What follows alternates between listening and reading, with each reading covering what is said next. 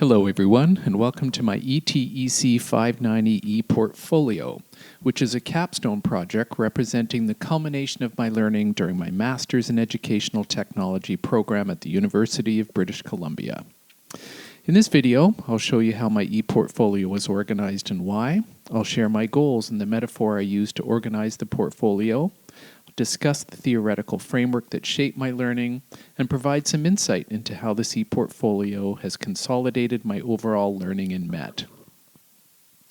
My ePortfolio is created in Weebly, which provides a highly visual web page that accommodates the dragging and dropping of myriad other media, print, video, image, and sound.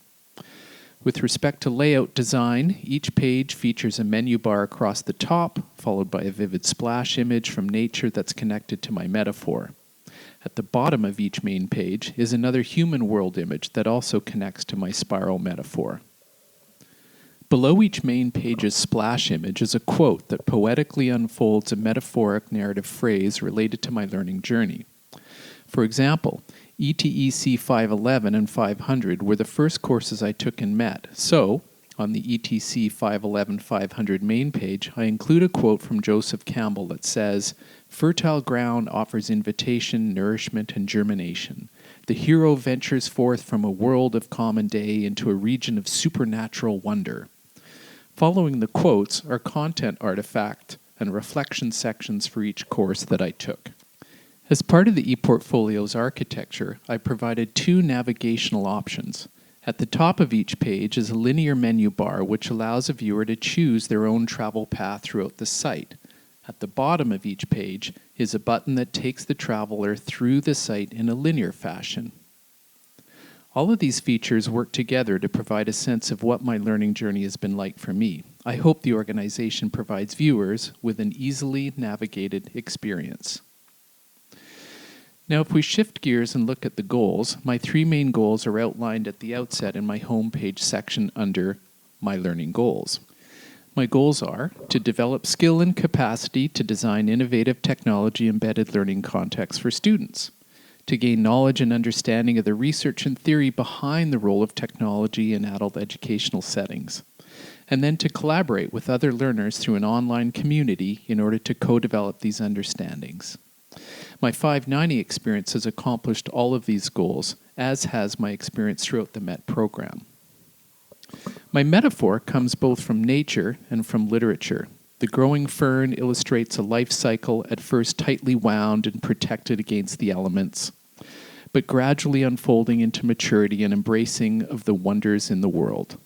The images of people in the human-made landscape and nature represent the literary hero's journey where one at first refuses to engage with adventure, newness, and struggle, and the promise of growth, but is nudged to do so and ultimately triumphs to become a wiser, more confident, and capable person, or in my case, a more capable educator.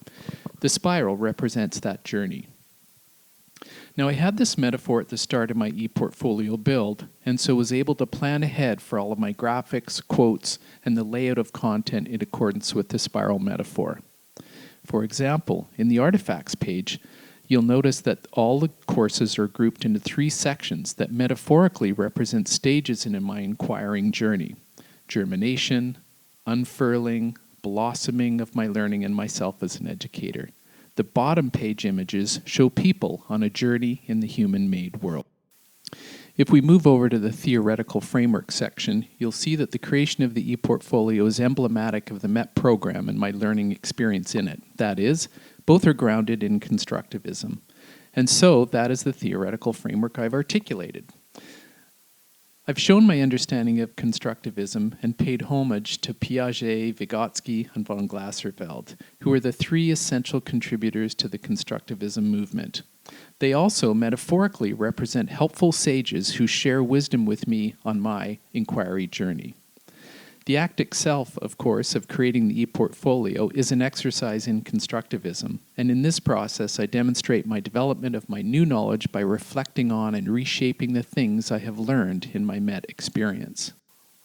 And speaking of shaping, the process of creating the ePortfolio has been fantastic because it has given me a chance to look back at the entirety of my experiences in MET and ask myself what it all means.